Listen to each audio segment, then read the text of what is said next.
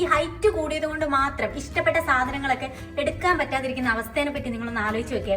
Example ആയിട്ട് പറയുകയാണെന്നുണ്ടെങ്കിൽ നിങ്ങളൊരു ചപ്പൽ മേടിക്കാനായിട്ട് കടയിൽ പോകുന്നു. അപ്പോൾ നിങ്ങൾക്ക് ഒരു ചപ്പൽ ഇഷ്ടമായി, അത് മേടിക്കാനായിട്ട് നിങ്ങൾ നോക്കുമ്പോഴാണ് സൈസ് കറക്റ്റ് അല്ല. അപ്പോൾ നമ്മൾ അവിടെ നിൽക്കുന്ന ചേച്ചിയോട് പറയും അല്ലെങ്കിൽ ചേട്ടനോട് പറയും സൈസ് കുറച്ചുകൂടി കൂടുതൽ വേണമെന്നുള്ളത്. അപ്പോൾ അവരുടെ ഒരു പുച്ഛമുണ്ട്, അയ്യോ ഇത്ര വലിയ ചെരുപ്പൊന്നും ഇവിടെ വരാറില്ല കേട്ടോ, ഇതാണ് മാക്സിമം സൈസ് ഇതാണ്. ഈ സാധനം കേൾക്കുമ്പോൾ നമുക്കുണ്ടാകുന്ന ഒരു ഡിസപ്പോയിൻമെന്റ് ഉണ്ട്. അത് ആർക്കും പറഞ്ഞു കഴിഞ്ഞാൽ മനസ്സിലാവത്തില്ല. അത് പൊക്കമുള്ളവരോട് തന്നെ ചോദിക്കണം. പിന്നെ നമുക്ക് മനസ്സിന് പിടിച്ചിട്ടുള്ള ചില സാരികൾ അതെടുത്ത് ഇങ്ങനെ ജസ്റ്റ് വെക്കുന്ന സമയത്തായിരിക്കും, ട്രയൽ ചെയ്യുന്ന സമയത്തായിരിക്കും നമുക്ക് മനസ്സിലാവുന്നത് നമുക്ക് എത്തത്തില്ല, ഇത് കുറച്ചും കൂടി ഹൈറ്റ് കുറഞ്ഞവർക്കുള്ള സാരിയാണെന്നുള്ളത്. അങ്ങനെ അത് അവിടെ വെക്കേണ്ടി വരും. ഈ വേറൊരു കാര്യമുള്ളതെന്ന് വെച്ചിട്ടുണ്ടെങ്കിൽ നമ്മൾ ബസ്സിന് കയറണം.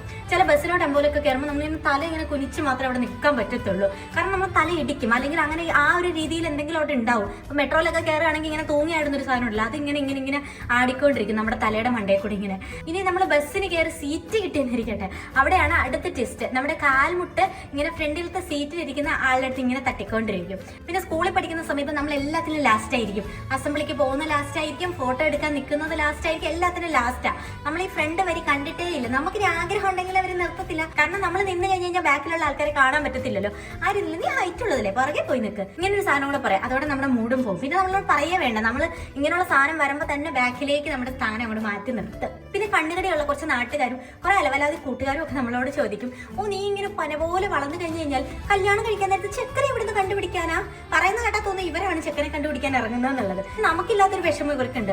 ഓ ഹൈറ്റ് ഉള്ളത് കൊണ്ട് നിനക്ക് ഹീൽസ് ഒന്നും ഇടാൻ പറ്റില്ലല്ലേ? ഇനി നമുക്കൊരു അഡ്വൈസും കൂടെ തരും, ഹൈറ്റ് ഒക്കെ ഉള്ളതല്ല, നിനക്ക് ബാസ്കറ്റ് ബോൾ ഒന്ന് ട്രൈ ചെയ്യാൻ പാടില്ലേ? ഇനി നമുക്ക് പാട്ട് പാടാനാണ് ഇഷ്ടമെങ്കിൽ നമ്മളോട് ഇവർ സജസ്റ്റ് ചെയ്യും നിങ്ങൾ ബാസ്കറ്റ് ബോൾ ട്രൈ ചെയ്യണം എന്ന്. പിന്നെ കഴുതകളായിട്ടുള്ള ചില കുള്ളന്മാര് നമ്മൾ ഇരട്ട പേരൊക്കെ ഇട്ട് വിളിക്കും.